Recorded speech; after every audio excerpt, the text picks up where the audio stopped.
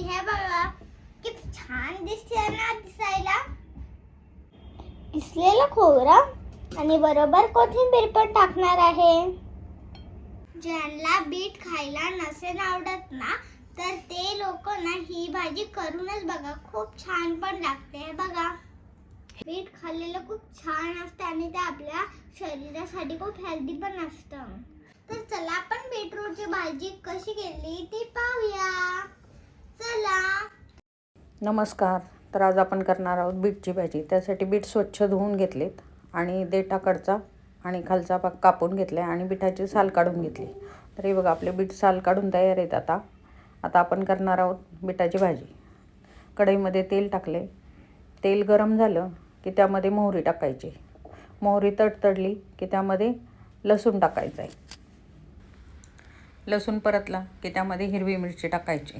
हिरवी मिरची थोडी जास्तच टाकायची, कारण बीट चवीला गोडसर असतं. त्याच्यामुळे ही बीटाची भाजी झणझणीत छान लागते. जरा तिखट मिरची आणि लसूण परतून झालं आहे. त्यामध्ये हिंग टाकला आहे, तो 2 सेकंदासाठी परतून घ्यायचा आहे आणि त्यामध्ये कांदा टाकायचा आहे.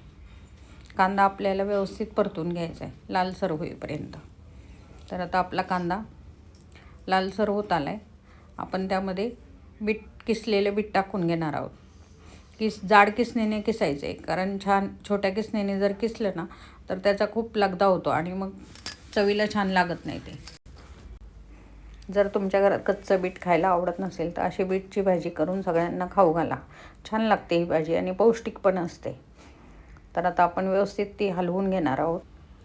आता आपण त्यामध्ये चवीनुसार मीठ टाकणार आहोत आणि थोडीशी आपण त्यामध्ये साखर टाकणार आहोत.